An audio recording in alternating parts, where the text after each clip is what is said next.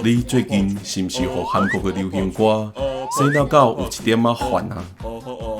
今仔日来介绍台湾本产的好音乐，伊有得到国家金奖的肯定，传唱国际，一出声就当牵着你的灵魂，绝对怀念，绝对大家拢会晓唱，已经流行超过1甲子的恒春民谣。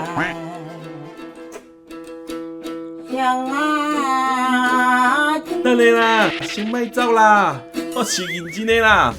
11月24日礼拜暗时6点，请准时收看公视台语台老先仔讲透机，看国宝级的单音艺术安怎把恒春的人文历史、甲风土风物融入伫歌谣内底，透过念歌，把恒春人的生活记录落来。